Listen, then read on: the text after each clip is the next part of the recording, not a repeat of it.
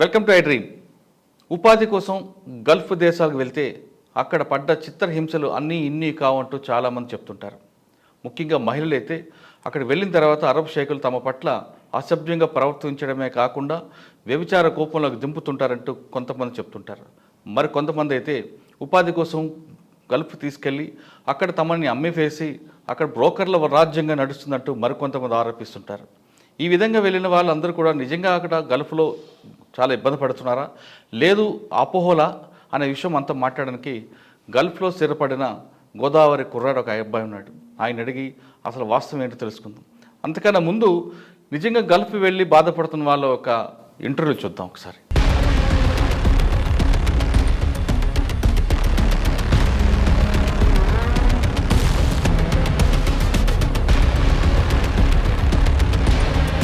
అసలు మీ ఆయన ఎందుకు ఆ దేశం వెళ్ళాల్సి వస్తున్నారు? మంచిగా ఉండేది, మేము మా సంసారం మా జీవితాలు మంచిగా ఉంటే మా ఆయన ఉన్నప్పుడు అక్కడికి పోయిండు. కథం ఏం జరిగిందో తెలియదు. మార్చి 28వ తారీఖు ఇట్లా మా ఆయన సూసైడ్ చేసుకున్నాడని ఫోన్ వచ్చింది.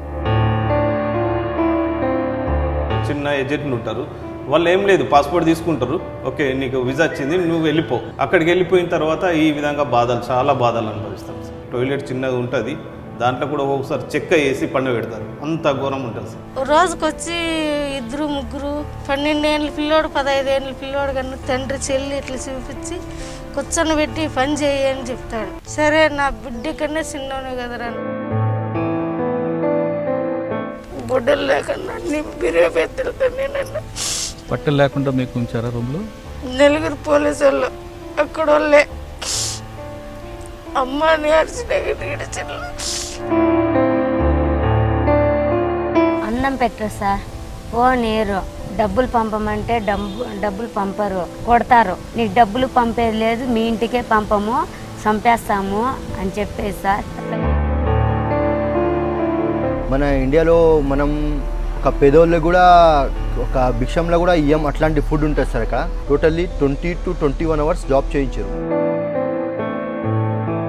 పోతే ఇళ్ళలో పని కానీ పోయేది, కొడుకు పక్క తండ్రి పక్క అన్నీ చేస్తారు. మళ్ళీ చేసి మా మీదకి వేసేస్తారు, కాల్చిన మాకే పానం తీసేస్తారు, ఉరిగానే వేసేస్తారు, కాల్చిన చేతులు కళ్ళు తీసేస్తారు.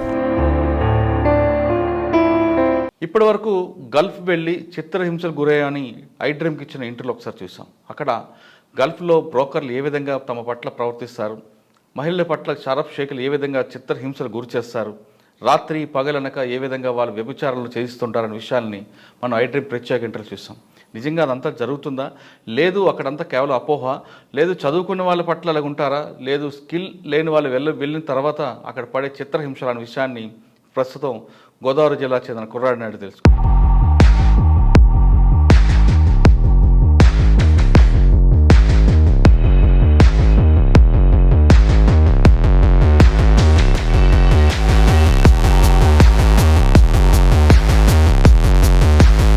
రాజమండ్రి టు దుబాయ్ వయా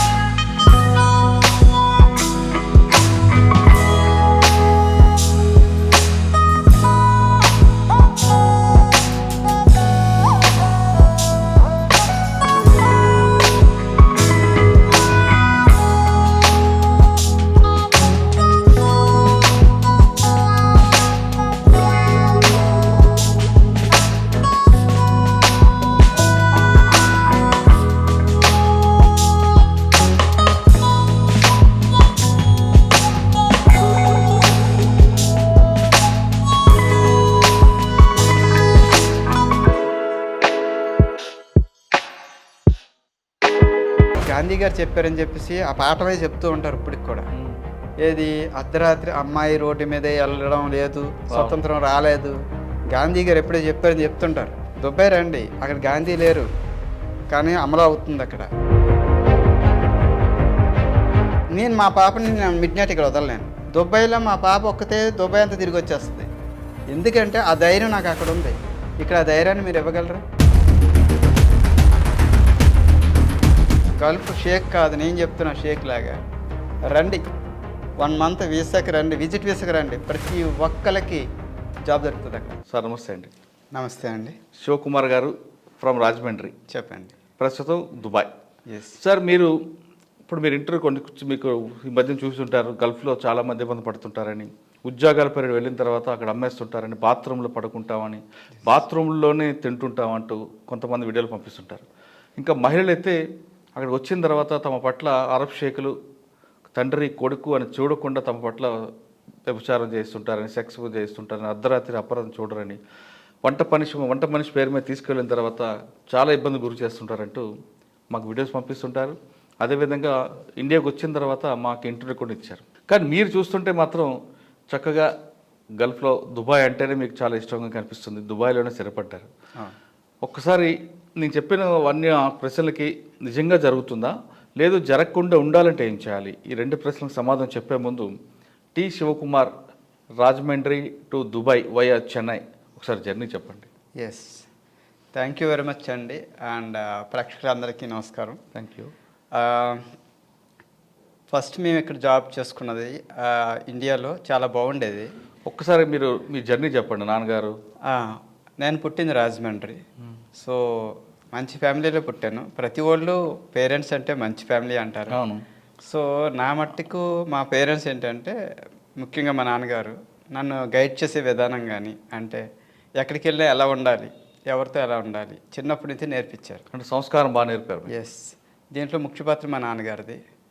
పెద్దల పట్ల ఎలా ఉండాలి, ఎలా ప్రవర్తించాలి. ఎస్. సో ఇప్పుడు ఆయన లేరు, నో మోర్.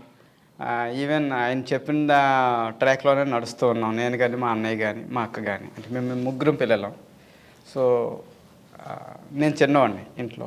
తర్వాత ఉద్యోగ నిమిత్తం అంటే ఏం చదువుకున్నారండి మీరు? నేను మొదట డిప్లొమా ఫినిష్ చేసి హైదరాబాద్ వచ్చాను. హైదరాబాద్ వచ్చిన తర్వాత ఇంజనీరింగ్ చేసుకున్నాను, సిబిఎస్ఆర్ కాలేజ్ గట్కేశ్వర్. సో ఇక్కడ హైదరాబాద్కి వచ్చిన తర్వాత చిన్న కంపెనీలో జీడిమెట్ల పెర్ఫెక్టమ్ ఇండస్ట్రీ, చాలా చిన్న కంపెనీ, దాంట్లో వర్క్ చేసుకున్నాను. 1250 రూపాయల శాలరీకి చేసుకున్నాను నేను. సో అది 1995. అంటే మీ జీవితం 1250 రూపాయలు స్టార్ట్ అయింది? ఎస్, అది 1995. ఓకే. సో స్టార్ట్ చేసుకొని ఆ కంపెనీ ఎండిఏ నాకు సూచనలు ఇచ్చారు, నువ్వు మంచి డ్రాఫ్ట్స్మెన్వి, మాన్యువల్ డ్రాఫ్ట్స్మెన్వి, so you better to learn particular course అని చెప్పి ఒక కోర్స్ ఆయన సజెస్ట్ చేశారు. ఏ కంపెనీ ఎండి అలా సజెస్ట్ చేయరు, ఎందుకంటే ఒక వ్యక్తి బయటకు వెళ్ళిపోతే వాళ్ళకే లాస్. ఆయన నన్ను సజెస్ట్ చేస్తే నేను అమీర్పేట వచ్చి ఒక సంస్థలో నేర్చుకున్నాను, క్యాడ్ నేర్చుకున్నాను. అక్కడి నుంచి ఈ సంస్థ వాళ్ళు నా అబిలిటీని చూసి వీళ్ళు రిక్రూట్ చేసుకున్నారు నన్ను. సో ఆ వేలో జీడిమెట్ల నుంచి అమీర్పేటకి షిఫ్ట్ అయ్యాను. సో ఆ వేలో అక్కడి నుంచి నేర్చుకుంటూ నేను ఓన్గా ఇన్స్టిట్యూట్ పెట్టుకున్నాను కుక్కటిపల్లి హౌసింగ్ బోర్డులో. సో పెట్టిన తర్వాత ఒక 2-3 ఇయర్స్ రన్ చేశాను, చాలా బాగా రన్ అయింది. తర్వాత నా డ్రీమ్ కోసం ఆలోచించాను, ఎన్నాళ్ళు చేస్తాం ఇట్లా, నాకంటూ ఒక సపరేషన్ ఉండాలి, అంటే మంచి రికగ్నిషన్ ఉండాలి. దెన్ ఒక సాఫ్ట్వేర్ ఉంది మా దాంట్లో, ఆ సాఫ్ట్వేర్ నేర్చుకోవాలంటే ఒక కంపెనీలో జాయిన్ అవ్వాలి. దానివల్ల కిర్బీ బిల్డింగ్ సిస్టమ్స్ అని చెప్పి పాషా మైలారంలో ఉంది. అవును. దాంట్లో జాయిన్ అయ్యాను నేను. దాంట్లో 2007 to 2010 దాంట్లో కంటిన్యూ చేశాను నేను. సో దాంట్లో నా సాఫ్ట్వేర్ నేర్చుకోవడం జరిగింది, సాఫ్ట్వేర్ ప్రొఫెషనల్స్ వచ్చి టీచ్ చేయడం జరిగింది. అక్కడ నేర్చుకున్నాక నేను బెంగళూరు షిఫ్ట్ అయ్యాను, అదే సాఫ్ట్వేర్ మీద డెవలప్మెంట్. బెంగళూరు నుంచి పాండిచేరి షిఫ్ట్ అయ్యాను, తర్వాత చెన్నై షిఫ్ట్ అయ్యాను. సో చెన్నై ఉండేసరికి నా పిల్లలు కరెక్ట్గా ఎడ్యుకేషన్కి వచ్చారు. అంటే చెన్నై వెళ్ళకముందు మీరు హైదరాబాద్ ఉన్నప్పుడు పెళ్ళయిందా? హైదరాబాద్లో పెళ్ళయింది. 2005లో నా మ్యారేజ్ అయింది. Love marriage? No, arranged. Arranged marriage అయిన తర్వాత నాకు పాప 2008లో పుట్టింది. సో పుట్టిన తర్వాత నాకు బెంగళూరు ఆఫర్ వచ్చింది, కానీ వెళ్ళలేదు. 2010 జనవరిలో బెంగళూరు వెళ్ళాను నేను. అక్కడి నుంచి 2011 పాండిచేరి వెళ్ళాను. అక్కడి నుంచి 2013 చెన్నై వెళ్ళాను, ఇంకా అక్కడ స్థిరపడ్డాను. ఎందుకంటే ఇన్ని కర్ణాటక తిరిగారు, పాండిచేరులు, చెన్నైలోనే సెటిల్ అవ్వాలి ఎందుకు అనుకున్నారు? చెన్నై వెళ్ళేసరికి మా పాప మా బాబు ఎడ్యుకేషన్కి వచ్చారు కరెక్ట్గా. వాళ్ళ గురించి అని చెప్పేసి పేరెంట్స్ ఎప్పటికన్నా కానీ పిల్లలకి ఇవ్వాల్సింది ఆస్తులు కాదు, అంటే మా నాన్నగారు నేర్పింది ఆస్తులు కాదు, వాళ్ళకి మంచి స్టడీ ఇవ్వాలి, మంచి ఎడ్యుకేషన్ ఇవ్వాలి. ఎడ్యుకేషన్ ఇవ్వాలి అనుకునేసరికి వాళ్ళ ఫౌండేషనే స్ట్రాంగ్గా ఉండాలి. అందు గురించి అని చెప్పి అక్కడ కేంబ్రిడ్జ్ యూనివర్సిటీలో జాయిన్ చేశాను వాళ్ళని ఇద్దరిని. సో ఆ స్కూలు మార్చకూడదనే విధంతో స్కూల్ దగ్గరలో ఒక ఇల్లు కూడా కొని వాళ్ళు ఎక్కడికి పోకుండా అంటే ఈజీగా ఉండేటట్టు ఏర్పాటు చేసి తర్వాత నాకు గల్ఫ్ ఆఫర్ వచ్చింది. అంటే మీ నాన్నగారు యొక్క బాటలో నడిపిస్తున్నారు. ఎస్, అంటే పిల్లలకి చదువుతో పాటు సంస్కారం. ఎస్, రెండు. అంటే సంస్కారాన్ని చదువు ఉన్న ఒకటి ఊడిపోయిన ఒకటి అంటారు కదా.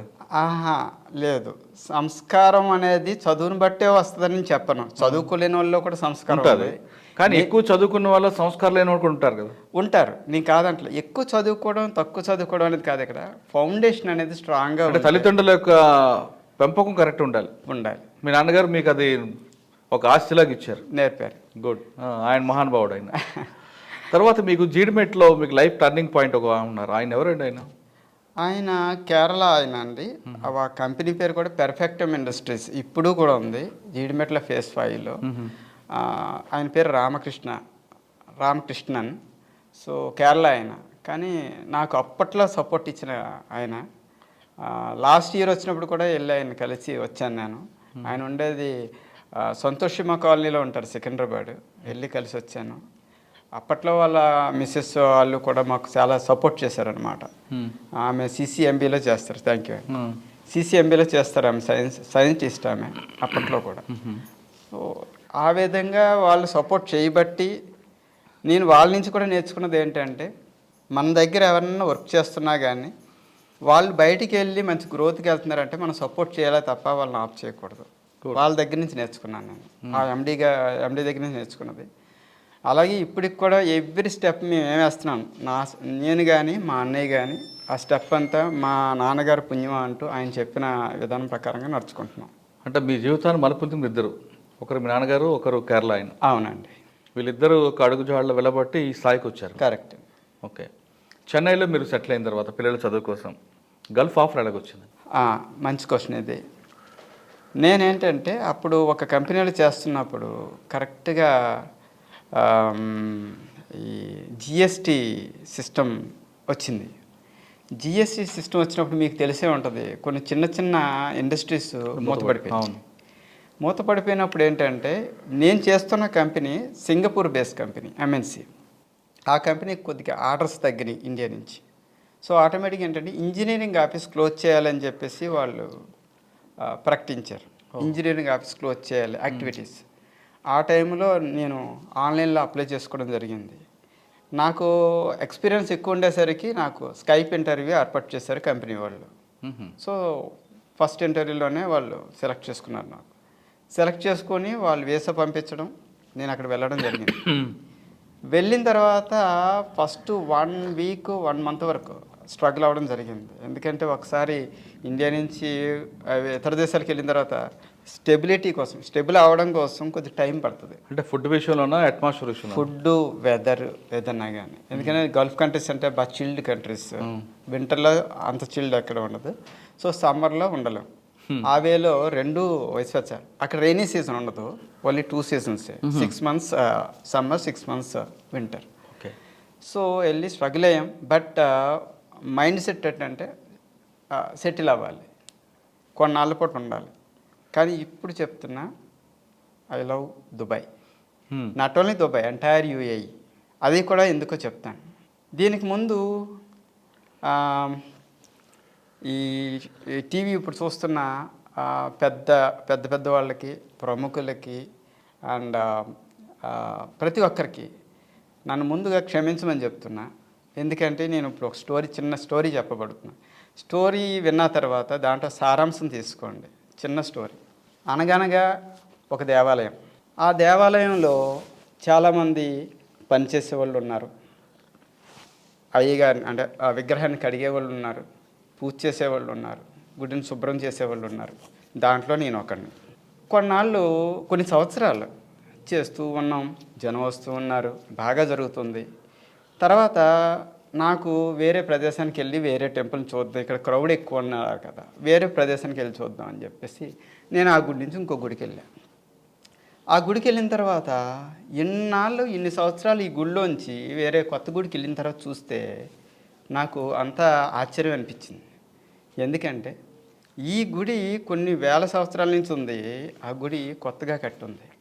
అయినా కానీ దాంట్లో టెక్నాలజీ చూస్తే ఈ గుడి కంటే చాలా బాగుంది. రెండోది ఏంటంటే ప్రతిరోజు మేము ఇంతకుముందు చేసిన శుభ్రం కంటే ఇక్కడ శుభ్రం ఎక్కువ ఉంది. ఎందుకంటే ఈజీ వేలో శుభ్రం చేస్తున్నారు. ఇదంతా చూసిన తర్వాత అరే ఎన్నాళ్ళు మన గుడిలో శుభ్రం చేస్తూ ఉన్నాం, ఇంతమందిని పని చేస్తున్నాం, అయినా కానీ ఈ వేలో మనం శుభ్రం చేయలేకపోతున్నాం. సరే ఒకసారి నా గుడికి వెళ్దాం అని చెప్పి నేను పాత గుడికి వచ్చాను. పాత గుడికి వచ్చేసరికి నేను వెళ్ళి వచ్చేసరికి ముందుగా ఉన్న విగ్రహానికి ఉండే మంచి దండలు కొత్తవి వచ్చినాయి, నగలు వచ్చినాయి, డెవలప్మెంట్ చాలా బాగుంది. ఇంతకుముందు ఉండేదానికంటే నేను వచ్చేసరికి బాగా డెవలప్ చేశారు అయ్యవారిని అని అనిపించింది. కానీ గర్భగుడిలోకి ఎంటర్ అవుతుండగానే వాసన వస్తుంది. ఏంటి ఈ వాసన అడిగాను అందరినీ. క్లీన్ చేస్తున్నారు, పెద్ద పెద్ద పూజారులు ఉన్నారు, అంతా చేస్తున్నారు. బయట చూస్తే శానిటేషన్ వాళ్ళు కూడా క్లీన్ చేస్తున్నారు. బట్ ఎక్కడి నుంచి వస్తుంది అంటే అయ్యవారు ఆ నీటిని ఆ పాలాభిషేకాన్ని అంతటిని ఆ చిన్న కన్నం ఉంటే దాంట్లో తోస్తున్నాడు ఆయన. అంటే గుడి లోపల ఆయన శుభ్రం చేసేసారు. బయట ఉండేవాళ్ళు ఆ బయటకు వచ్చే నాల ఏదైతే ఉందో దాన్ని క్లీన్ చేసేస్తున్నారు. అది శుభ్రంగానే మరి ఎక్కడి నుంచి వాసన వస్తుంది అంటే ఈ బయట ఈయన తోసిన గోడ నుంచి ఆ బయట ఆయన క్లీన్ చేసే గోడకి మధ్యలో ఉండే దగ్గర ఎవరు క్లీన్ చేయట్లా. అయ్యవారు ఆ కన్నంలో చేయి పెట్టట్లేదు, బయటని క్లీన్ చేసేవాడు ఆ కన్నంలో చేయి పెట్టట్లేదు. అంటే ఆ కన్నం దగ్గర డస్ట్ లేదా మడ్ అనేది పేరుకుపోయి అక్కడి నుంచి దుర్వాసన వస్తుంది. సో నేను అనేది ఏంటంటే ఇప్పుడు ఇక్కడ నేను చెప్తున్నది ఈ దేవాలయం అనేది నా ఇండియా, ఇంకో కొత్త దేవాలయం అనేది యుఏఈ దుబాయ్ అనుకుందాం. సో నేను దుబాయ్ వెళ్ళిన తర్వాత వెనక్కి వచ్చినప్పుడు నేను సంవత్సరానికి ఒకసారి వస్తానండి. ఇప్పుడు నేను దుబాయ్లో సెటిల్ అయింది 6 సంవత్సరాలు అయింది. ఇది 6వ విజిట్ నా దుబాయ్కి, ఇండియాకి. ఇప్పుడు వచ్చిన వెంటనే నేను వచ్చిన ప్రతిసారి చూస్తున్నా ఇండియాలో ఏదో ఒక కొత్త కట్టడం ఉంటుంది, హ్యాపీగానే ఉంటుంది. కానీ ఒకటి చెప్తాను, నేను ఇండియాని తిట్టట్లా, నా బాధ వ్యక్తపరుచుకుంటున్నాను. ఎందుకంటే నాలాటోడు బయటికి చెప్పకపోతే పెద్దవాళ్ళకి ఎవరికి తెలియదు. పెద్దవాళ్ళు అంటే ఎవరండి? పొలిటీషియన్స్ అని అంటలా, పాలకులు అంటే గవర్నమెంట్ సర్వెంట్స్ అనేవాళ్ళు చేసుకుంటూ పోతుంటారు తప్ప వెనక్కి ఏమవుతుంది అనేది వాళ్ళకి ఎవరికైనా చెప్తే తెలుస్తుంది. ఆ వేలో నేను చెప్పడానికి చిన్న ప్రయత్నం నాది ఇది. నేను ఎందుకు చెప్తున్నా అంటే నేను వచ్చిన తర్వాత చెన్నైలో అడుగుపెట్టా 3 days బ్యాక్, 2 days బ్యాక్ హైదరాబాద్కి వచ్చా. చెన్నైలోనే చూసా.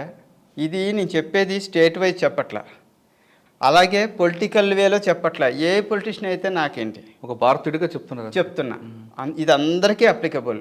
అది ఏ పార్టీ అయినా కానీ పార్టీ వేలో చెప్పట్లా. నేను వచ్చా, చెన్నై చూసా, ప్రాబ్లమ్స్ చెప్తా.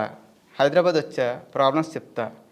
అది రెక్టిఫై చేయడమా చేయకపోవడం అనేది ప్రజలు అంటే అందరూ కలిసి. కాకపోతే నేను చూసింది చెప్తా. ఏమండి మన ఇంట్లో మీ పాపే ఉంది లేదా మా పాప ఉంది, ఉదయాన్నే రెడీ అవుతుంది స్కూల్కి వెళ్ళడానికి, బుజ్జిగా అమ్మ వస్తుంది, జడదూగుతుంది, పువ్వులు ఆడుతుంది, మంచి డ్రెస్ వేస్తుంది, స్కూల్ యూనిఫామ్, పాపను బుజ్జిగా తయారు చేస్తుంది.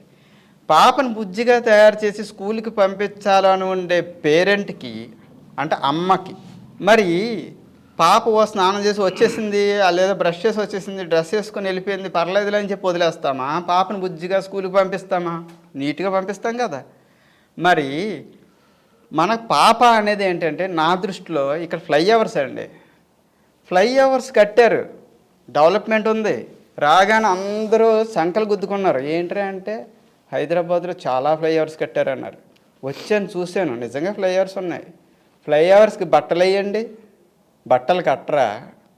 ఎక్కడ చూసినా మడ్డు, మసి, ఏ ప్లాస్టింగ్ కూడా చెయ్యరా, పెయింటింగ్ ఉండదా.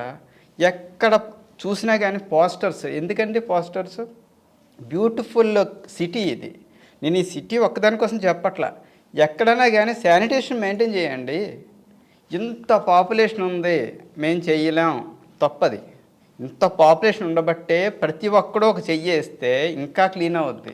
ఎందుకు చేయలేరు? ఇది ఒకటి బాధ కలిగించింది. రెండోది ట్రాఫిక్స్, ఒక్కడ ఫాలో అవ్వట్లేదు ట్రాఫిక్ సిగ్నల్స్. ఆ సిగ్నల్ ఉంటే అక్కడ ఒక పోలీసోడు ఉంటే పోలీసు అటు చూస్తున్నాడా ఇటు చూస్తున్నాడా వెళ్ళిపోదామని చెప్పి జనాలు చూస్తున్నారు. ఎందుకంటే మీకు బాధ్యత లేదా? రోడ్డు మీద చనిపోతే ఎవరికి రెస్పాన్సిబిలిటీ? పేరెంట్స్కి బాధ, భార్యకి బాధ, పిల్లలకి బాధ. ఒక్క క్షణం ఆగితే మీకు ఏదైనా ప్రాబ్లమా? నేను అనేది ఏంటంటే ఇక్కడ రూల్స్ బాగలేదు. రూల్ బాగలేదంటే గవర్నమెంట్ రూల్ పెడితే ప్రజలు ఫాలో అవ్వాలని లేదు, ప్రజలే రూల్ పెట్టుకోండి. మీకోసం మీకు తెలియదా? ఇక్కడ మీరు చెప్పండి. మీరు చెప్పిన దాంట్లో మీరు కంపేర్ చేస్తున్న దుబాయ్కి కానీ లేదా వేరే కంట్రీస్కి కానీ మనకి మధ్యలో చిన్న గ్యాప్ ఉందండి. మన దీంట్లో సిస్టంలో ఏదైనా మేనేజబుల్ చేయొచ్చు అనేది చిన్నప్పటి నుంచి ఒక భావన మన ప్రజలకి. మీరు చేస్తున్న వేరే కంట్రీలో అది ఉండదు, మేనేజబుల్ అంటే ఉండదు. నెంబర్ 1. నెంబర్ 2, మీరు పనిచేస్తున్న కంట్రీలో చిన్న డస్ట్ కనపడితే ఆయనే రోడ్డు మీద తీసుకొచ్చి డస్ట్బిన్ వేస్తాడు. కరెక్ట్. మన దగ్గర సామాజిక బాధ్యత లేదు. మన దగ్గర రోడ్డు మీద డస్ట్ కనపడితే అక్కడున్న ఆఫీసర్కి చెప్పడమో లేదా మీడియాకి ఇవ్వడమో చేస్తాడు తప్ప, లేదంటే ఫోటో తీసి ఫేస్బుక్లోనో ట్విట్టర్లో పెడతాడు. కానీ కరెక్ట్, ఆ కొమ్ము ఉంది తీసుకొచ్చి పక్కన వేద్దాం అనే కామన్ సెన్స్ లేకపోవడమే మీరు బాధపడుతుంది, మీరు చూస్తున్న దానికి ప్రధాన కారణం. కరెక్ట్. ఇక మీరు చెప్పారు 2 రోడ్స్, ట్రాఫిక్ మీ దగ్గర ఎలాగుంటాయండి?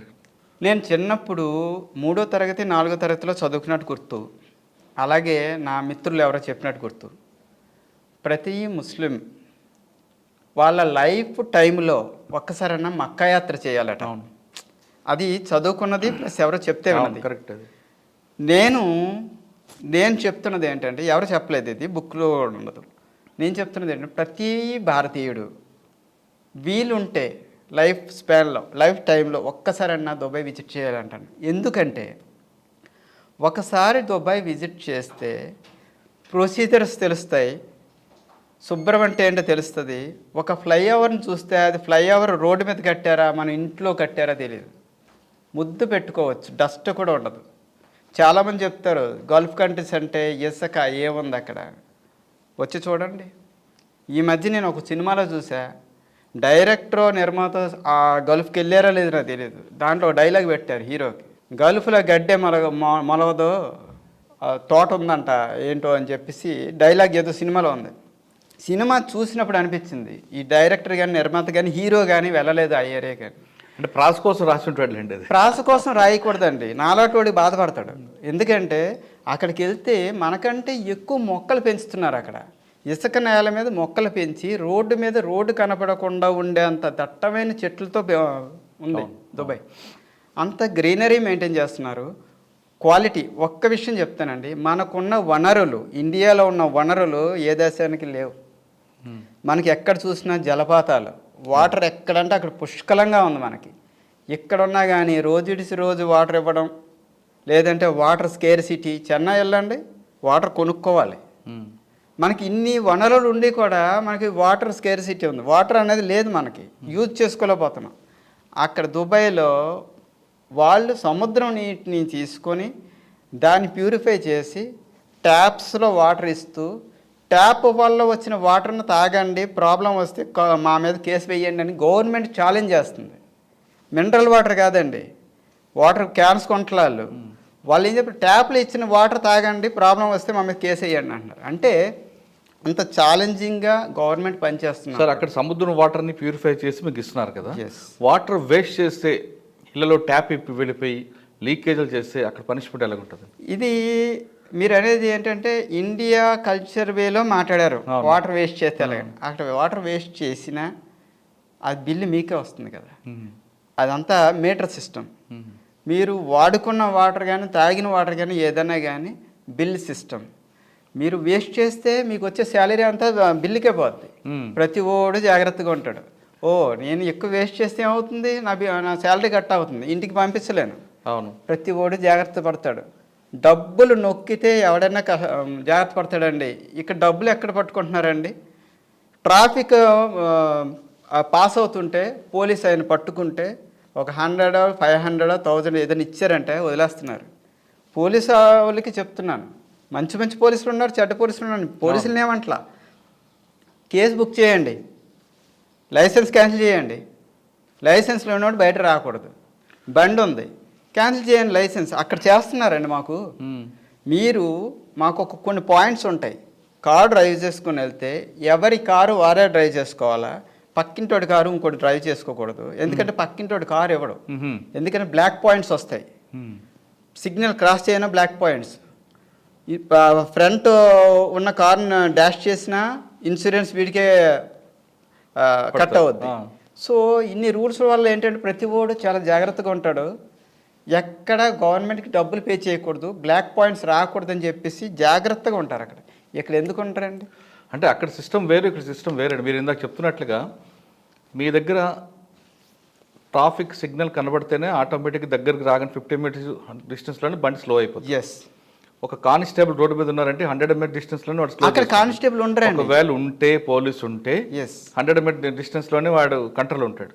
నెంబర్ 3, ఇన్ కేస్ పోలీసులు ఆపితే వాళ్ళు ఇమ్మీడియట్గా హ్యాండ్స్ అప్ అంటే చేతులు ఎత్తాల్సిందే, కంపల్సరీ. షట్ డౌన్ అంటే కింద దిగి కూర్చోవలసిందే. ఇంత సిస్టమ్ ఉంటుంది అక్కడ. ఎందుకంటే పోలీస్ ఆపిన దగ్గర నుండి కూడా ఏం జరుగుతుంది అన్నది వాళ్ళు చార్జ్ షీట్లో రాస్తారు. ఆ భయం ఉంటుంది. ప్లస్ శిక్ష కూడా ఇమ్మీడియట్గా పడుతుంది. మన దగ్గరకు వచ్చేసరికి పోలీసు ఆపితే ఆపం. నెంబర్ 1, ముందు వాడి పేరు కానిస్టేబుల్తో ఆర్గ్యుమెంట్ చేస్తాం. నెంబర్ 2, బండి సిగ్నల్ను మీరు ఇందాక చెప్తున్నారు, కానిస్టేబుల్ ఉంటేనే ఆగుతాం, లేదంటే కానిస్టేబుల్ అయితే వెళ్ళిపోతాం. నెంబర్ 3 అంటే ట్రాఫిక్ రూల్స్ అనేవి మన కోసం కాదు, పోలీసుల కోసం పెట్టుకున్నారనే భావన చాలామందికి ఉంది. అవును, అదే ప్రాబ్లం ఇక్కడ. అవును, హెల్మెట్ పెట్టుకోమని చెప్తారు పోలీసులు. ఎవరి కోసం అంటే మన కోసం అది.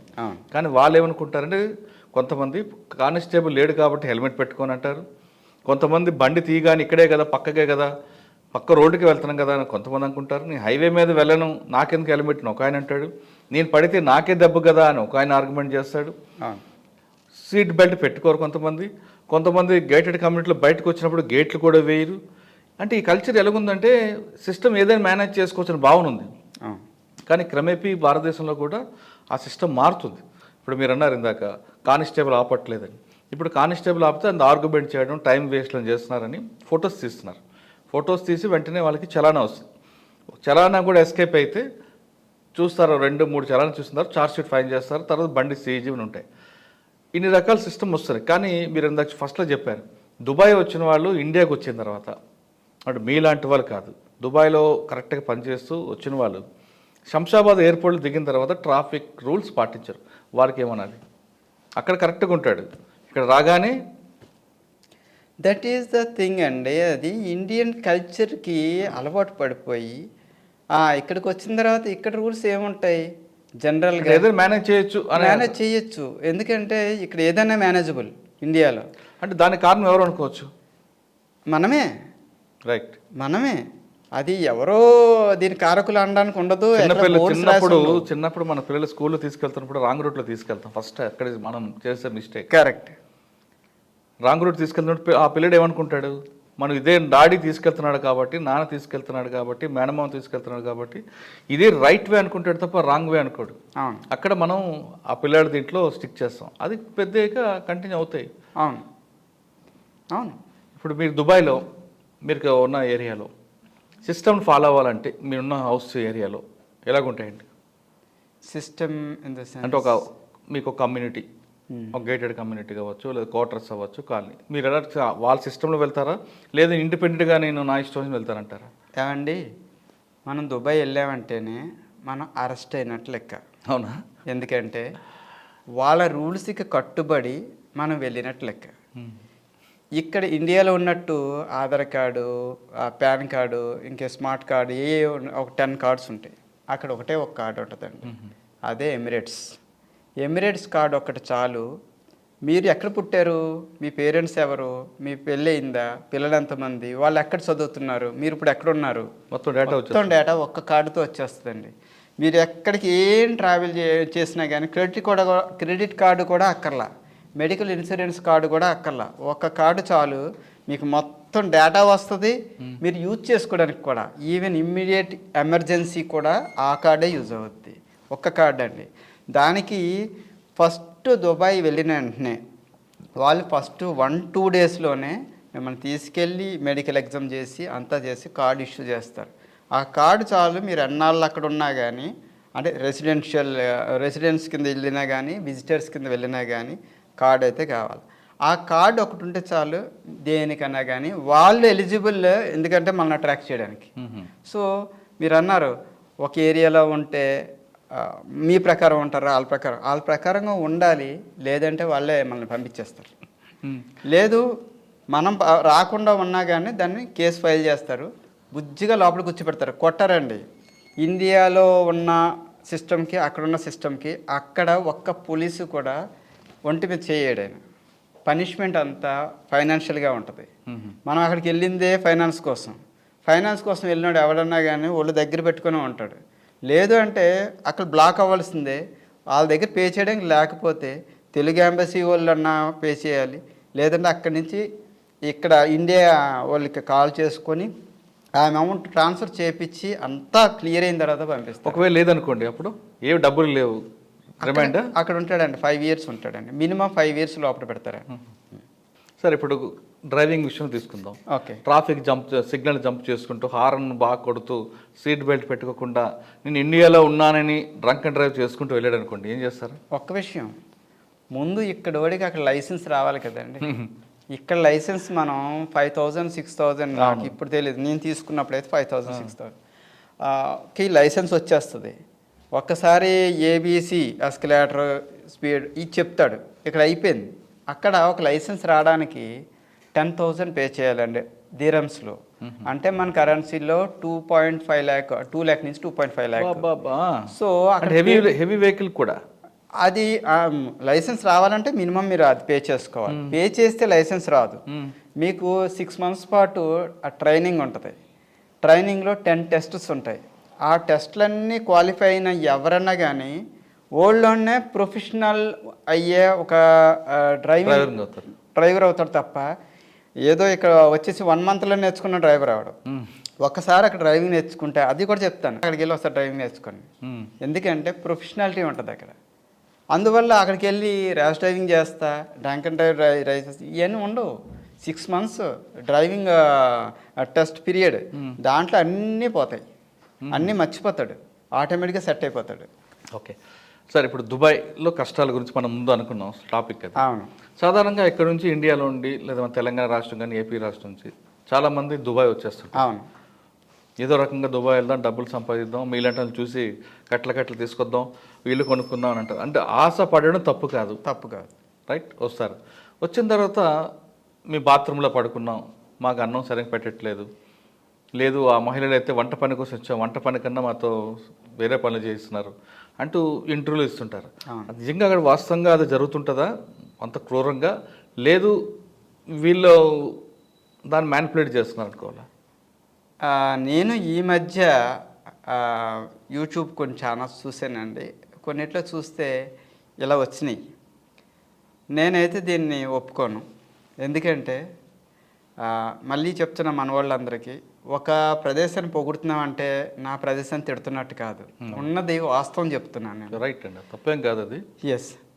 దుబాయ్ అనేది ఎలా చూస్తారంటే అండి, అక్కడ ఉండే షేక్స్ కానీ వాళ్ళంతా చాలా రెస్పెక్ట్ ఇస్తారు. అది ప్రొఫెషనల్స్కనే కాదు, ప్రతి ఒక్కరికి. ఇండియన్ వచ్చాడు అంటే చెప్పాలంటే ఇండియన్ కాదండి, అక్కడున్న పాపులేషన్ మొత్తం కలిపితే 1 crore. 1 crore పాపులేషన్ అంటే మీకు టోటల్ తీసుకుంటే 1 lakh square meters ఏరియా ఉండే total UAE 1 lakh square kilometers. 1 lakh square kilometers ఉండే యుఏఈలో 1 crore పాపులేషన్ ఉంటే దాంట్లో ఒరిజినల్ పాపులేషన్ ఎమిరేటీస్ అంటే వాళ్ళు ఉండేది 12% అండి.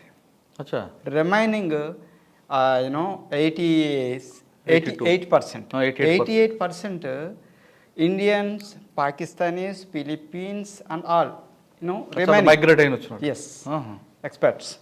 సో మీరు దాన్ని బట్టి కన్సిడర్ చేయండి. అక్కడ ఉండే 12%, 13% ఒరిజినల్ మెంబర్స్ ఇంతమందిని లీడ్ చేస్తున్నారంటే నాట్ ఏ జోక్. ప్లస్ వాళ్ళు పిలుస్తున్నారు, రండి మా దగ్గర బిజినెస్ చేసుకుంటారా. ఎంత తక్కువ ప్రైస్కి మనకి లైసెన్స్ ఇస్తారో తెలుసండి. అక్కడ 5,000 dirhams పెట్టుకొని బిజినెస్ పెట్టుకోండి. లైసెన్స్ 5,000 dirhams అంటే మీరు 1 lakh నుంచి 1.5 lakh అండి రిజిస్ట్రేషన్. మొత్తం మీరు లైసెన్స్ ఇచ్చేస్తారు. ప్లస్ వ్యాలిడిటీ వీసా ఇస్తారు, మీకు బిజినెస్ వీసా ఇస్తారు. చేసుకోండి, బిజినెస్ చేసుకోమంటున్నారు. హోటల్స్ పెట్టుకోండి, టైలరింగ్ షాప్ పెట్టుకోండి, ఏదైనా చేసుకోండి. 5,000 అంటే నేను అనేది ఏంటంటే మనకి ఆహ్వానిస్తున్నారు, బిజినెస్ చేసుకోమని చెప్పి అవకాశం ఇస్తున్నారు చేయమని. ఎందుకండి ఈ అపోహలు వచ్చాయి, రూమర్స్ వచ్చాయి? అది నేను మొన్న చూసి షాక్ అయ్యా నిజంగా. నేను వెళ్ళిన ఈ 6 yearsలో చూస్తున్నా, నేను ఏ సంస్థలకు వెళ్ళినా కానీ, ఈవెన్ గవర్నమెంట్ సంస్థలకు వెళ్ళినా కానీ రిసీవింగ్ ఉంటుందండి. మనం ఇక్కడికి వెళ్ళి ఒక రిసెప్షన్ దగ్గరికి వెళ్ళి ఒక క్వశ్చన్ అడగాలంటే క్యూలరా అని చెప్తారండి. అక్కడ అట్లా కాదు.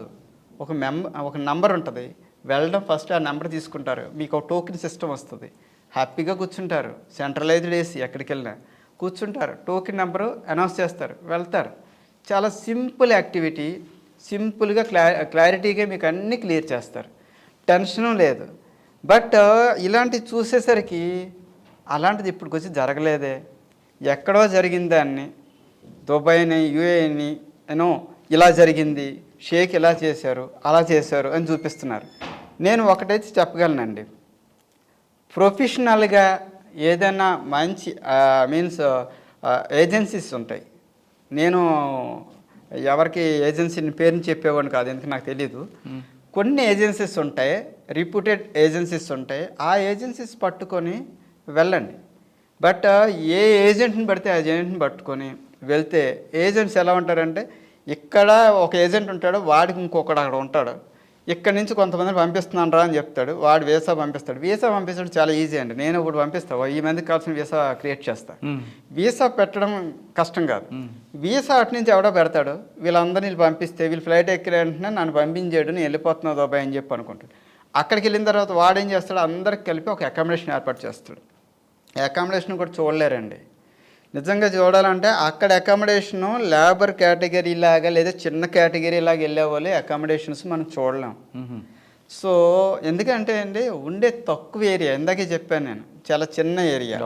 చిన్న ఏరియాలో పాపులేషన్ ఇంతమంది వెళ్ళిపోతున్నప్పుడు అక్కడికి ఎక్కడ అడ్జస్ట్మెంట్ ఉంటుంది. అందువల్ల బంకర్ బెడ్స్ అని చెప్పి అట్లా ఏర్పాటు చేస్తారు. అక్కడ ఉండే వాళ్ళకి ఎలా తినాలో తెలియదు, ఎందుకంటే కొత్త ప్రదేశం. ఆ తీసుకెళ్ళిన వాళ్ళు కూడా ఏం ప్రొవైడ్ చేస్తారో తెలియదు, వండుకోండి లేదా బయట తినండి అంటారు. బయట తినడం అంటే మాటలు కాదు, అక్కడ మన ఇండియా కరెన్సీలకు కాదు, సింపుల్గా తెలియని వాళ్ళు చెప్పుకుంటారు 5 dirhamsగా. ఇక్కడ 5 rupees, అక్కడ 5 dirhams సేమ్ కాదండి. 5 dirhams అంటే 125 rupees అక్కడ. సో వెళ్ళి ఛాయ్ తాగిరారా 5 dirhams. 5 dirhams అనేది మీకు జోకా, అక్కడ 5 dirhams వేరు. అయితే నేను అనేది ఏంటంటే ఆ లేబర్ కింద వెళ్ళిన వాళ్ళు లేదా చిన్న పని చేసుకోవడానికి వెళ్ళిన వాళ్ళు వాళ్ళ దగ్గర డబ్బులు ఎక్కడ ఉంటాయండి, దానికోసం ఎవరన్నా అడగాలి. వాళ్ళు అంటారు నువ్వు ఈ మంత్ అయిన తర్వాత ఇస్తా అంటారు, ఈలోపు ఆకలి ఇంకో దగ్గర తీసుకుంటారు. ఈ కష్టాలన్నీ కాకుండా ప్రొఫెషనల్ ఏజెన్సీని పట్టుకొని వెళ్ళండి, ఉన్నాయి చాలా. ప్రొఫెషనల్ ఏజెన్సీతో పాటు వీళ్ళు కూడా ప్రొఫెషనల్ అయి ఉండాలి కదా. ప్రొఫెషన్ అయ్యి ఉన్నప్పుడు ఏజెన్సీ కూడా అక్కర్లా, ఎందుకంటే యూఏ డైరెక్ట్ ఆఫర్స్ ఇస్తుంది. ఈవెన్ నేను కూడా లాస్ట్ మంత్ 30 మెంబర్స్ని రిక్రూట్ చేసుకున్నాను నా డిపార్ట్మెంట్లో. నేను డైరెక్ట్గా అక్కడి నుంచి చెన్నై కుర్రోళ్ళని అండ్ నెల్లూరు అబ్బాయిల్ని 4 నేను రిక్రూట్ చేసుకున్నా. నాలాగా కంపెనీస్కి కావలసినప్పుడు మేము అప్రోచ్ అవుతాం. ఎట్లా అంటే మా website through, company website through మేము అనౌన్స్ చేస్తాం. దాని ప్రకారంగా వెబ్సైట్ త్రూ కొంతమంది ప్రొఫెషనల్స్ అప్లై చేసుకుంటారు. నేను కూడా అలాగే వచ్చినాను. సో మేము సెలెక్ట్ చేసుకుంటాం. బట్ లైక్ కుకింగ్ చేసేవాళ్ళు వాళ్ళంతా వెబ్సైట్లోకి వచ్చి అప్లై చేసుకునేంత నాలెడ్జ్ ఉండదు వాళ్ళకి. సో వాళ్ళు ఏంటంటే ఎవరైనా తెలిసిన వాళ్ళు అంటే ప్రొఫెషనల్స్ తెలిసిన వాళ్ళు ఉంటే, సార్ అక్కడ ఏమన్నా మాకు ఏజెన్సీస్ ఉంటే, అక్కడ రిజిస్టర్డ్ ఏజెన్సీస్ ఉంటే ఇవ్వండి అని చెప్పి ఆ రిజిస్టర్డ్ ఏజెన్సీస్ త్రూ అప్లై చేసుకోవచ్చు వాళ్ళు. లేదు బెస్ట్ ఏంటంటే ఎవరు లేరు ఏమీ తెలియదు అనుకుంటే విజిట్ పాస్ మీద రావచ్చు. 30 days విజిట్ పాస్ మీద రావచ్చు. వచ్చి వాళ్ళు అక్కడ 1 month పాటు వాళ్ళు ఏ కేటగిరీయో ఆ కేటగిరీలో జాబ్ ఎత్తుక్కోవచ్చు. ఎందుకంటే అక్కడ కొన్ని కాంట్రాక్టర్స్ ఉన్నారు. ఆ కాంట్రాక్టర్స్ ఇలా వచ్చిన వాళ్ళని ఈజీగా తీసుకుంటారు. Already available at Dubai, person is available at Dubai, so work is there, so easily they can able to provide that job. Okay. If people are applying from here, సో అక్కడి నుంచి నువ్వు రా అని చెప్పి పిలవరు, ప్రొఫెషనల్ పిలుస్తారు. ఎందుకంటే ప్రొఫెషనల్కి డిస్కౌంట్ ఇస్తుంది గవర్నమెంట్. ప్రొఫెషనల్కి ఈ బిలో ప్రొఫెషనల్ కేటగిరీకి గవర్నమెంట్ డిస్కౌంట్ ఇవ్వదు. So what ever visa cost and everything will be they will charge directly. ఈ ఛార్జ్ వీళ్ళు బేర్ చేయరు కాబట్టి ఇక్కడి నుంచి పిలవరు. వీళ్ళు 1 month వీసా ఎవరికైనా నేను చెప్తున్నానండి, గల్ఫ్ షేక్ కాదు, నేను చెప్తున్నా షేక్ లాగా, రండి 1 month వీసాకి రండి, విజిట్ వీసాకి రండి, ప్రతి ఒక్కరికి జాబ్ దొరుకుతుంది అక్కడ. వాళ్ళు ప్రొఫెషనల్ అనే కానీ నాన్ ప్రొఫెషనల్ అనే కానీ. అంటే ఇక్కడ నుంచి రావాలనుకుంటే దుబాయ్కి ముందు వీసా కావాలి కదా? వీసాకి అప్లై చేసుకోవచ్చు, చాలా ఈజీ వే. ఆన్లైన్ వీసాస్ వచ్చారు. ఆన్లైన్ వీసా అప్లై చేసుకొని దుబాయ్ వచ్చేయచ్చు. 30 రోజులు ఉంటే అక్కడ ఎక్కడ దొరికి ఖచ్చితంగా జాబ్ దొరుకుతుంది. డెఫినెట్గా దొరుకుతుంది. కానీ అకామిడేషన్ అదెంత? ఇక్కడ ఇవి కూడా ఉన్నాయి. అకామిడేషన్స్ చాలా చోట్ల ఉంటాయి, ఏరియా వైజ్ ఉంటాయి. జనరల్గా చెప్పాలంటే మనకి అక్కడ 7 cities కలిపి యూఏఈ అండి. టోటల్ యూఏఈ అంటేనే 7 cities, మోర్ దెన్ దట్ లేవు. దాంట్లో Dubai, Abu Dhabi, Ras Khaimah, Al Quwain, Al Fujairah, Ajman and Sharjah.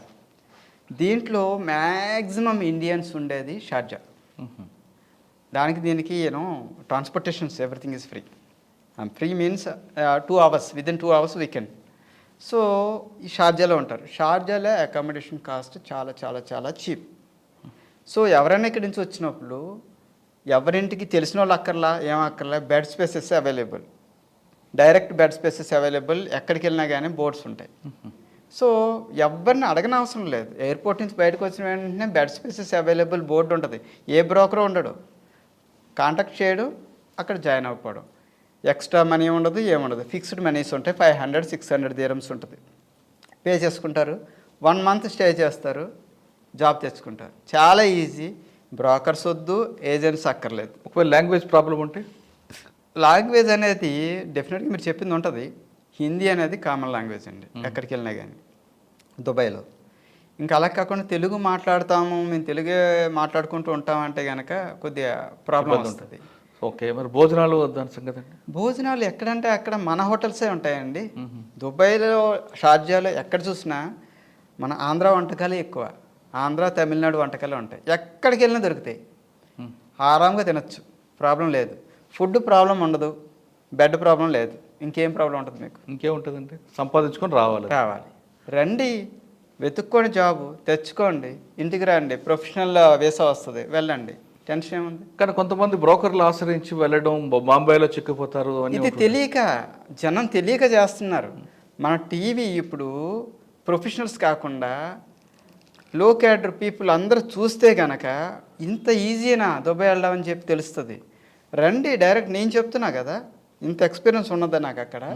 రండి, చూడండి, చాలా ఈజీగా ప్రతి ఒక్కరికి. ఒకప్పుడు అనేవాళ్ళు, నేను 95-96లో హైదరాబాద్ వచ్చినప్పుడు ఎక్కడున్న వాళ్ళు అన్నా హైదరాబాద్ వచ్చి బతకచ్చు అని చెప్పేవాళ్ళు. అవును. అప్పుడు నాకు అదే చెప్పారు, ఎక్కడ వాళ్ళు అన్నా కానీ ప్రతి ఒక్కరు కూడా బతకచ్చు. అంటే నాకు ఇప్పుడు నేను అక్కడ ఉన్నాను కదండి. సో ఎక్కడ వాళ్ళన్నా హైదరాబాద్ వచ్చి బతికేయచ్చు అని చెప్పేవాళ్ళు. నేను ఇప్పుడు చెప్తున్నా, ప్రతి ఒక్కడ దుబాయ్ వచ్చి బతికేయచ్చు. ఎందుకంటే ఆ ఎన్విరాన్మెంట్ అలా ఉంటుంది. నేను ఈరోజు చెప్తున్నా కదా, నాకు దుబాయ్ నుంచి రావాలని లేదు. నాకు అక్కడ ఎన్విరాన్మెంట్ నచ్చింది, శుభ్రం నచ్చింది. మనం కూడా మన ఇంట్లో మనం శుభ్రం చేస్తాం, బయట ఎందుకు శుభ్రం చేయమండి? కరెక్టే అండి, మీరు చెప్తున్నట్టుగా దుబాయ్ వస్తా, కానీ నా కల్చర్ ఇక్కడ ఉంది కదా. నా కల్చర్ ఏంటి? ఎక్కడైనా కాంప్రమైజ్ అవ్వడం, నా తప్ప వేరే వాళ్ళ గురించి ఆలోచించిపోవడం. ఇటువంటి కల్చర్ అక్కడ మరి రెడ్యూస్ అవ్వలేరు కదా. ఇదే తప్పు. మారుతుంది, మారాలి. మారకపోతే మారుస్తారు. అవునా? మీరు అక్కడికి వచ్చారు కదా, మారుస్తారు. చిన్న ఎగ్జాంపుల్ చెప్తానండి. ఇప్పుడు ఎప్పుడో గాంధీ గారు చెప్పారని చెప్పేసి ఆ పాఠమే చెప్తూ ఉంటారు ఇప్పటికి కూడా. ఏది అర్ధరాత్రి అమ్మాయి రోడ్డు మీద వెళ్ళడం లేదు, స్వతంత్రం రాలేదు. గాంధీ గారు ఎప్పుడే చెప్పారని చెప్తుంటారు. దుబాయ్ రండి, అక్కడ గాంధీ లేరు కానీ అమలు అవుతుంది అక్కడ. గాంధీ అనేది ఒక పెద్ద ఆయన పేరు చెప్పుకొని మనం ఫాలో అవ్వడం కాదు. మీ బుద్ధి ఏమైంది, మీరు ఫాలో అవ్వండి, మీరు క్రియేట్ చేయండి. అమ్మాయి వెళ్ళిందంటే చూస్తే ఫైన్ వేయండి. అక్కడ ఒక అమ్మాయి వైపు ఎవరు చూడరు. అది చిన్నపిల్ల కానీ పెద్ద పిల్ల కానీ ఒక కార్డు ఉంటుంది, మెట్రో కార్డ్ అని. మెట్రో కార్డ్ అంటే బస్సుకి కానీ ట్రైన్కి కానీ ఒకటే కార్డు అండి. ఇక్కడ టికెట్ టికెట్ టికెట్ అని అమ్మేది కూడా ఉండదు. అక్కడ ఒక కార్డు ఉంటుంది, మీరు ఎక్కడికి వెళ్ళినా స్వైప్ చేసుకుంటారు. స్వైప్ చేసి కూర్చున్నారో లేదో కూడా డ్రైవర్ చూడడు, కండక్టర్ ఉండడు, చూడడు డ్రైవర్. మధ్యలో ఎవరైనా స్క్వాడ్ రావచ్చు. పంచ్ చేస్తే 5 dirhams అవుద్ది, మీరు పంచ్ చేయకపోతే 500 dirhams ఫైన్ అవుద్ది. ఏ టైంలోనైనా ఎవరైనా రావచ్చు. దానికోసం అని చెప్పి ప్రతి ఓడు పంచ్ చేస్తాడు, పంచ్ చేయాలి. 6 months దాటిన ప్రతి బేబీకి కూడా పంచింగ్ ఉంటుంది అక్కడ. అంటే నేను అనేది అంటే సిస్టము ఫాలో అవుతున్నారు. సిస్టమ్ స్ట్రాంగ్ ఉంది అక్కడ, స్ట్రాంగ్ ఉంది, ప్లస్ ఫాలో అవుతున్నారు. ఫాలో అయిపోతే ఏమవుద్ది, పాకెట్లో మనీ పోద్ది. మనం అక్కడికి వెళ్ళింది పాకెట్లోకి మనీ తెచ్చుకోవడానికి, ఇవ్వడానికి కాదు కదా. అదే వేలో ఎవరినైనా ఒక అమ్మాయి నైట్ తిరుగుతున్నప్పుడు ప్రొఫెషనల్గా తిరుగుతుంది, డేర్గా తిరుగుతుంది. ఇక్కడ ఎందుకు తిరగలేకపోతుందండి? మరి గాంధీ గారు చెప్పారు, నెహ్రూ గారు చెప్పారు. ఇక్కడ కూడా తిరుగుతున్నారులేండి నాతర్లు. ఏమండి ఇక్కడ తిరుగుతున్నారు లేదని నాకు ఇంకా తెలియదు. బట్ నేను మా పాపని నేను మిడ్ నైట్ ఇక్కడ వదలలేను. దుబాయ్లో మా పాప ఒక్కతే దుబాయ్ అంతా తిరిగి వచ్చేస్తుంది. ఎందుకంటే ఆ ధైర్యం నాకు అక్కడ ఉంది. ఇక్కడ ఆ ధైర్యాన్ని మీరు ఇవ్వగలరా? నాకు తెలియదు. ఇవ్వగలరా? ఇవ్వగలచ్చు. నేను పాపను పంపించాను. మీరు భయంతున్నారు కానీ ఇక్కడ తిరగచ్చు, అటువంటి భయాలని లేవండి. సరే, అంటే నేను అనేది ఏంటంటే నాకు కంపారిజన్ ఎందుకు చేస్తున్నానంటే, నా ఇండియా, నా దేవాలయం ఇది, దీన్ని కూడా పునరుద్ధరించాలి. ఆ ఫ్లైఓవర్స్ని డెవలప్ చేయాలి, మనుషులు మెథడాలజీ మార్చాలి. ప్లస్ మీరు అన్నట్టు అక్కడికి వస్తే షేకులు ఇబ్బంది పెడుతున్నారు, ఇది అదే. అది కాదండి. అది ఎంతవరకు నిజం అనేది కూడా నాకు తెలియదు, కానీ నిజం కాదని నేను చెప్పగలను. నేను చూస్తున్నాను నా కళ్ళతో. ఓకే సార్, దుబాయ్లో తెలుగువారు ఎవరైనా ఇబ్బంది పడితే వాళ్ళని ఆదుకోవడానికి ఏమైనా అసోసియేషన్ లాంటివి ఉన్నాయా? తెలుగు అసోసియేషన్ ఉందండి అక్కడ. వాళ్ళకి దాంట్లో మెంబర్షిప్పే అక్కర్లేదు. దాన్ని అక్కడ వెబ్సైట్ ఉంది, దాంట్లో వాళ్ళకి ఇమ్మీడియట్గా ఇన్ఫర్మేషన్ ఇస్తే వాళ్ళే అప్రోచ్ అవుతారు, మనం ఎక్కడికి వెళ్ళక్కర్లా. ఉందండి. ఓకే, అక్కడ అదేవిధంగా తెలుగు దుబాయ్ వచ్చిన తర్వాత కొంతమంది కేసులు ఇరుక్కొని జైలు పాలవుతుంటారు, మరి కొంతమంది హాస్పిటల్లో చనిపోతుంటారు. ఒకవేళ కేసులు ఇరుక్కున్న వాళ్ళని సలహాలు ఇవ్వడానికి ఏమైనా ఈ మీరు చెప్పిన అసోసియేషన్ సహకరిస్తుందా? అదేవిధంగా హాస్పిటల్లో ఉండి చనిపోతే ఆ మృతదేహాలని ఇండియా పంపడానికి కూడా సహకరిస్తుందా? మీరు ఇప్పుడు అడిగిన 2 క్వశ్చన్స్ అండి. ఒకటి, ఎవరైనా చనిపోతే హాస్పిటల్ ఉంటే మృతదేహాన్ని ఇంటికి పంపిస్తారా, అది ఒకటండి. రెండోది ఇంకోటి ఏదో అడిగారు, కేసుల్లో ఇరుక్కుంటే కేసెస్లో ఇరుక్కుంటే. ఇవి 2 కేసులకి. ఫస్ట్ కేసుకి చెప్తాను. హాస్పిటల్ అంటే ఎవరన్నా అనుకోకుండా చనిపోతే హాస్పిటల్లో ఉండిపోతే వాళ్ళకి ఇక్కడికి డెడ్ బాడీని పంపించడానికి, దీనికి ఒక 3 years బ్యాక్ వరకు ఇది చాలా స్ట్రగుల్ అయ్యేవారండి. ఎవరైనా చనిపోతే ఆ బాడీని పంపించడానికి ఎవరో సహాయం చేయక, తెలిసిన వాళ్ళు ఉండక, ఎవరిని అప్రోచ్ అవ్వాలో తెలిసేది కాదు. దీని నిమిత్తం 2 years బ్యాక్ గవర్నమెంట్ ఒకరిని రిక్రూట్ చేసింది. ఒక సంస్థను రిక్రూట్ చేసింది. ఆ సంస్థ ఏంటంటే వాళ్ళు అనానిమస్, ఎవరన్నా కానీ ఏదన్నా జరిగి యాక్సిడెంటల్గా చనిపోయినా, లేదన్నా ఆ ఫ్యాక్టరీస్లో చనిపోయినా, వాళ్ళని ఫ్యాక్టరీస్లో చనిపోతే లీగల్గా కాబట్టి ఫ్యాక్టరీ యాజమాన్యమే పంపిస్తుంది. ఓకే, లేదంటే మామూలు లేబర్ కేటగిరీ ఎక్కడైనా చనిపోతే కనుక వాళ్ళని ఇండియా వరకు, అంటే వాళ్ళ ఇంటి వరకు తీసుకెళ్ళడానికి with free of cost and all government ఒక సంస్థను ఏర్పాటు చేసింది. సో అది కూడా మన తెలుగు ఎంబసీ ఉంది కదా, వాళ్ళ చేతిలోనే ఉంది. మనం వాళ్ళని అప్రోచ్ అయితే చాలు, ఆ టీం వస్తుంది, వాళ్ళని లాంఛనంగా తీసుకొచ్చి వాళ్ళకి డెడ్ బాడీ అప్ చెప్తుంది. ఇప్పుడు 2 years నుంచి అమల్లో ఉంది ఇది. అంతకుముందు చాలా స్ట్రగుల్ అయ్యేవారు. రెండోది కేసెస్ కోసం అన్నారు. కేసెస్ కోసం అనేసరికి పోలీస్ కేసు ఏదైనా అయితే కనుక వాళ్ళ దగ్గర ఏమీ లేదని అనుకుంటే వాళ్ళు ఫస్ట్ కాంటాక్ట్ అయితే తెలుగు ఎంబసీని, పోలీస్, మనం ఏం చేయక్కర్లే, అక్కడ పోలీసే వాళ్ళని కాంటాక్ట్ చేస్తారు. ఆ తెలుగు ఎంబసీ వాళ్ళు వచ్చి వీళ్ళ రిలేటివ్స్ని కాంటాక్ట్ చేస్తారు. Example 4 years back same incident జరిగింది. మా ఫ్రెండ్ ఒక ఆయన అక్కడ క్రెడిట్ కార్డ్స్ అన్నీ వాడేసి పే చేయలేని పరిస్థితుల్లో ఉంటే ఆ మీద పోలీస్ కేసు అవుతుంది. ఎవరైనా కానీ కార్డ్స్ వాడేసి పే చేయకపోతే కేసు అవుద్ది. ఆ వేళ ఆయన దగ్గర కేసు పెట్టారు. ఆయన వీసా కూడా ఎండింగ్లో ఉంది. సో అందువల్ల ఆయన పంపించలేకపోయారు, ప్లస్ కేసు వేశారు. ఆయన ఏం చేశారంటే వాళ్ళ రిలేటివ్స్కి కాల్ చేయాలని చెప్పేసి తెలుగు ఎంబసీకి చెప్పారు. తెలుగు ఎంబసీ వాళ్ళు వాళ్ళ రిలేటివ్స్ కాల్ చేసి అమౌంట్ ఇక్కడి నుంచి ట్రాన్స్ఫర్ చేయించి క్లియర్ చేయించి ఆ అబ్బాయిని పంపించారు. నేను అన్నది ఏంటంటే పోలీస్ కేసు అయినా కానీ టెన్షన్ పడిన అవసరం లేదు. ఇక్కడి నుంచి మనం వాళ్ళని క్లియర్గా ఈ తెలుగు ఎంబసీ వాళ్ళ ద్వారా మనం తీసుకురావచ్చు. ఒక్కసారి వెనక్కి వెళ్దామండి. అంటే ఇప్పుడు ఒకటి వచ్చిన వాళ్ళ సంగతి పక్కన పెడితే మీ కంపెనీ ఏ విధంగా ఉంది, మీ కంపెనీ యొక్క పొజిషన్ ఎలాగ ఉంటుంది? సో మా కంపెనీ వచ్చి అది ఆఫ్షోర్ కంపెనీ అండి, ఫ్యాబ్టెక్ ఇంటర్నేషనల్ లిమిటెడ్. చాలా పెద్ద కంపెనీ, గ్రూప్ ఆఫ్ కంపెనీస్ ఉన్నాయి అది. సో మస్కెట్లో ఉంది, మాకు సౌదీలో ఉంది, అండ్ యూఏఈలో త్రీ ఏరియాస్లో ఉంది. మెయిన్ హెడ్ ఆఫీస్ వచ్చి మాది జబలాలి అంటారు, ఫ్రీ జోన్ అంటారు. ఎందుకంటే ఇది separate government, again Dubai versus this is separate government. So rules కూడా దుబాయ్ రూల్స్, మీ ఈ జబలాలి రూల్స్ డిఫరెంట్. సో మేము ఫ్రీ జోన్లో ఉంటాం, secured. Dubai it seems secured, this is more than that, super secured. Yes. So company కూడా చాలా మంచి company. అది ఓన్ చేసిన ఫౌండరు కూడా కర్ణాటక ఆయన అనమాట. సో మంచి కంపెనీ. మేము మా కంపెనీకి అంటే ఎవరు వచ్చినా కానీ ఆహ్వానిస్తాం. మాకు చాలా సెక్టర్స్ ఉన్నాయి. ప్రొఫెషనల్స్ ఎవరన్నా కానీ మేము తీసుకుంటాం. వచ్చినట్టు నేను లీడ్ చేస్తుంది నా engineering department, head of the department కింద ఉన్నాను నేను. సో టీం అంతా నేనేం చేస్తానంటే ఫస్ట్ కావాల్సిన స్కిల్ ఉండేవాళ్ళని, దట్టు ఫస్ట్ ఆంధ్ర, తమిళనాడు పీపుల్ని తీసుకుంటాను. నేను ఎందుకు చెప్తున్నా అంటే నేను బేసిక్గా ఆంధ్ర.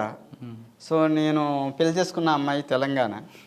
సో నేను తెలంగాణ, హైదరాబాద్ కూడా ఆంధ్ర. వాళ్ళ పేరెంట్స్ తాడేపల్లి కూడా అనుకుంటారు. లేదు, వాళ్ళ పేరెంట్స్ నిడదవోళ్ళు. వాళ్ళు వచ్చి ఎప్పుడో ఇక్కడ సెటిల్ అయిపోయారు. వాళ్ళు పుట్టిందంతా ఇక్కడ.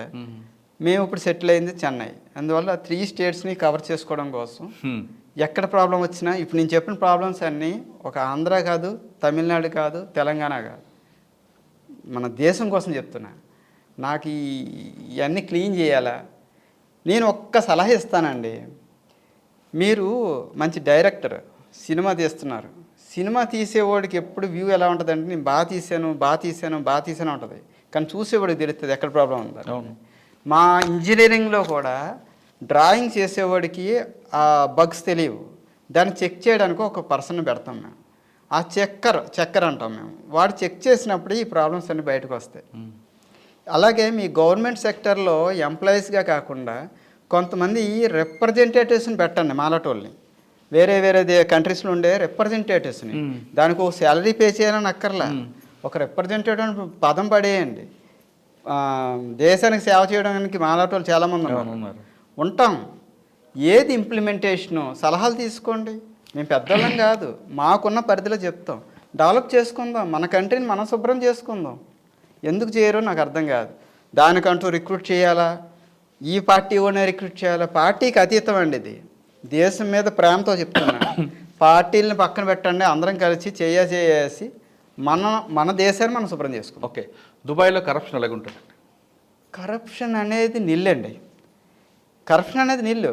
ప్లస్ నేను ఇంకొకటి చెప్పాలనుకున్నాను. కరప్షన్ అని మీరు అన్నారు కాబట్టి అక్కడ బెగ్గింగ్ ఉండదు.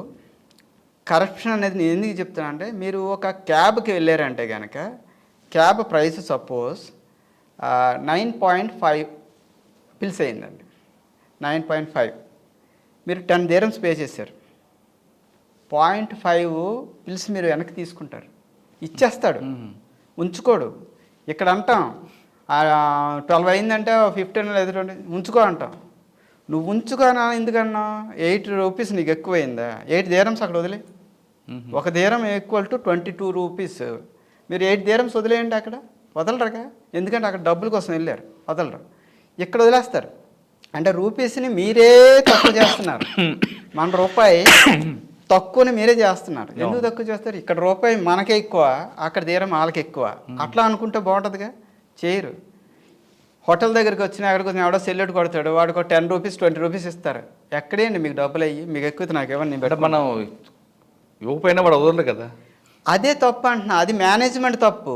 హోటల్కి బయట సెక్యూరిటీని పెట్టిన హోటల్ మేనేజ్మెంటు వాడు ఇన్స్ట్రక్షన్స్ ఇచ్చుకోవాలి, ఎవరికి సెల్యూట్ కొట్టి డబ్బులు తీసుకోకు, నువ్వు బెగ్గరో కాదు, ఐఎమ్ పేయింగ్ శాలరీ, ప్రొఫెషనల్గా ఉండమని చెప్పండి. వాడేమో సెల్యూట్ కొట్టి డబ్బులు తీసుకుంటే లోపలికి ఉండే ఎవరే అన్ని డబ్బులు తీసుకున్నావుగా, నేను నీకేమీ ఎక్స్ట్రా ఇవ్వక్కర్లేదు. ఏంటది?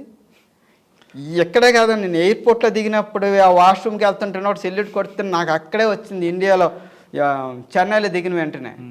ఈ మారరా మేనేజ్మెంటే మార్చాలండి, వాళ్ళు మారరు. మనం మార్చడానికి ట్రై చేద్దాం, ఎడ్యుకేట్ చేద్దాం.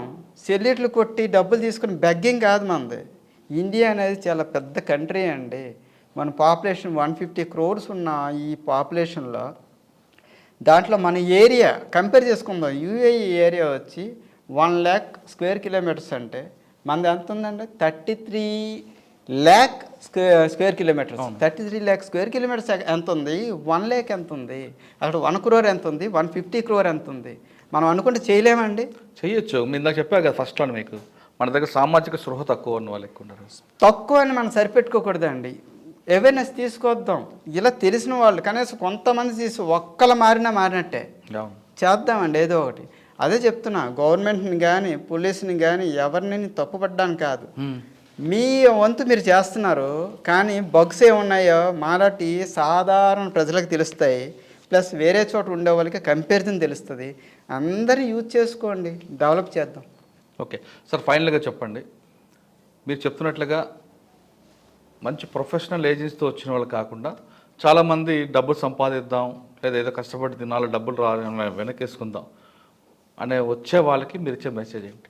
అంటే వాళ్ళ దగ్గర ప్రొఫెషనల్ లేదు, స్కిల్ లేవు, ఏదో వెళ్దాం డబ్బులు సంపాదిద్దాం అనే ఆలోచన ఉంటారు. ఏమండి, దుబాయ్ వస్తే ఎవరైనా డబ్బులు సంపాదిస్తారు. అది ఇలా ఏ రకంగా ఆ రకంగా అని చెప్పడానికి లేదు. నేను అనేది ఏంటంటే, ఎవరో తెలియదు మేము వచ్చి డబ్బులు సంపాదించాలి అనుకుంటే వాళ్ళు డ్రాప్ అవడం బెటర్ అండి. ఎందుకంటే వాళ్ళు వాళ్ళ చేతిలో పడి ఈ చిత్రహింసలు పెట్టేది షేకులు కాదండి, బ్రోకర్స్, ఏజెంట్స్ పెడితే ఏజెంట్స్ ఒక టోపీ కట్టుకుంటాడు, షేక్ అని చెప్పుకుంటాడు. ఆ చూసి షేక్ అని చెప్పేసి షేక్ మీద వీళ్ళు చెప్తున్నారు. Really saying that those people are belongs to that UAE government or UAE citizens. They are all respect Indian people, always very very respective. Because మీరు ఎక్కడికి వెళ్ళినా కానీ వాళ్ళు ఇచ్చే రెస్పెక్ట్ చూస్తే మనం ఇంత రెస్పెక్ట్ ఇవ్వం. గవర్నమెంట్ సెక్టర్కి మనం వెళ్తే తీసి పడేసినట్టు మాట్లాడతారు.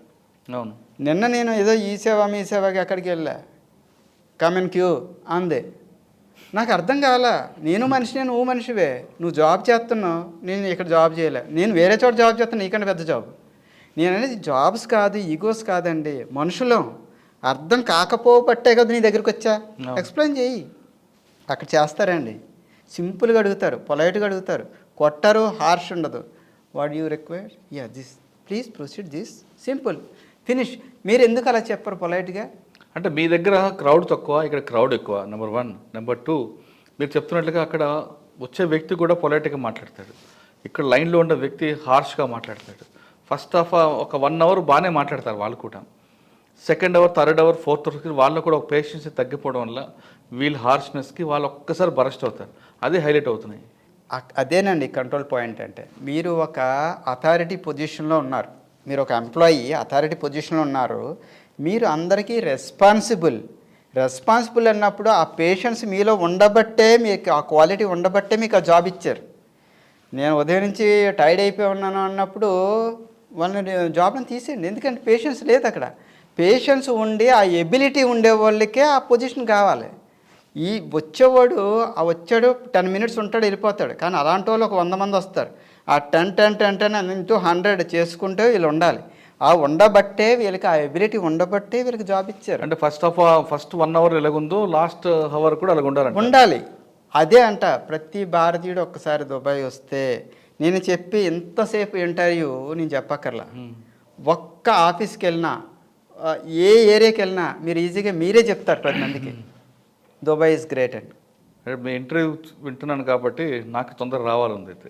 నేను ఆహ్వానిస్తున్నా అండి. నేను చెప్తున్నా కదా, దుబాయ్కి రండి. వాట్ ఈస్ దుబాయ్ చూడండి. నేను అనేది ఇక్కడ ఇంకోటి ఏంటంటే, మనకి మంచి మంచి కట్టడాలు ఉన్నాయి ఇక్కడ. కట్టడాలు ఉన్నా కానీ నైట్ అయ్యేసరికి ఒక లైట్ ఉండదు, ఒక అందంగా చూపించే ప్రక్రియ ఉండదు. అంటే పవర్ ఉండదు. అక్కడ ఉన్న చిన్న కట్టడాన్ని కూడా బ్యూటిఫుల్ లైటింగ్తో వాళ్ళు ఎలివేట్ చేస్తున్నారు, ఈ విజిటర్స్ని అట్రాక్ట్ చేస్తున్నారు. మనం ఎందుకు చేయలేం? మన దగ్గర ఏ వనరులు తక్కువ? సో మారాలండి. ఇది మారాలంటే దుబాయ్ రావాల్సిందే. దుబాయ్ వచ్చి ఒక్కసారి ప్రతి ఇండియన్ ఒక్కసారి దుబాయ్ రావాలన్నది నా కోరిక. నిజంగా చెప్తున్నా. టూరిస్ట్గా రావాలంటే ఏం చేయాలండి? టూరిస్ట్గా రావాలంటే ఏం చేయని అవసరం లేదండి. మా వెబ్సైట్, దుబాయ్ వెబ్సైట్ ఉంది. ఆ వెబ్సైట్లోకి డైరెక్ట్గా వచ్చి మీరు అప్లై చేసుకోవచ్చు. డైరెక్ట్గా వాళ్ళే ఇస్తారు. No agent required, nothing. లేదు మీ రిలేటివ్స్ ఉన్నారు, నాలాగా కొంతమంది ఉన్నారు అనుకుంటే within 24 hours you will get visa, no problem. Only passport. అక్కడ ఎవరు లేరు అనుకోండి, హోటల్స్ దాంట్లో దిగొచ్చా? ఎస్, అంటే hotels also reasonable price, like 100 dirhams per day ఉంటుంది మీకు. అంటే ఇక్కడ కూడా అంతే కదా, 4000 2000 per day ఉంటుంది కదా. Same price you are paying there. 100 nothing but 2500. So same ఈ ప్రైసే మీరు పే చేసుకోవచ్చు. ఓకే, మనలో మార్పు రావాలంటున్నారు శివకుమార్ గారు. ఖచ్చితంగా దుబాయ్ వచ్చే వాళ్ళు ఎవరైనా సరే తప్పకుండా రండి, కానీ వాళ్ళు ప్రొఫెషనల్ ఏజెన్సీ ద్వారా రండి. అంతేకాకుండా నైపుణ్యం ఉన్న వాళ్ళు మాత్రమే రండి అంటున్నారు శివకుమార్ గారు. నైపుణ్యం లేకుండా ఎవరో బ్రోకర్ మాటలు నమ్మి కానీ ఒకవేళ వస్తే మీరు ఖచ్చితంగా ఇబ్బంది పడడం ఖాయం అంటూ చెప్తున్నారు. ఇక్కడలాగా అక్కడ చట్టాలు చాలా సులువుగా ఉండవు. ఒకవేళ శిక్ష పడితే మాత్రం జోబీలు ఖాళీ అవుతాయి. అంతేకాకుండా సంవత్సరాల పాటు జైళ్ళు కూడా ఉండాల్సి వస్తుందని చెప్తున్నారు. ఖచ్చితంగా ప్రతి ఒక్కరు కూడా భారతీయులందరం కానీ ఒకసారి దుబాయ్ వెళ్దాం. దుబాయ్ కాదు, మిగతా దేశాలు చూసి అక్కడికి ఇక్కడికి ఏం కంపారిజన్ ఉందో చూద్దాం. మనలో ముందు మార్పు రావాలి. ఇప్పుడు కూడా ప్రభుత్వం మీదే నిందేయకుండా ఒక సామాజిక స్పృహాన్ని తీసుకొచ్చి సామాజిక బాధ్యతగా ప్రతి పౌరుడుగానే చేపడితే మన దేశం కూడా రాబోయే కాలంలో అద్భుతమైన దేశంగా ఉండే అవకాశం ఉంది. ఇది శివకుమార్ గారితో ఎక్సలెంట్ ఇంటర్వ్యూ. వచ్చే వారం మరో గెస్ట్తో మళ్ళీ కలుద్దాం. ఇంతవరకు నమస్తే. Thank you sir.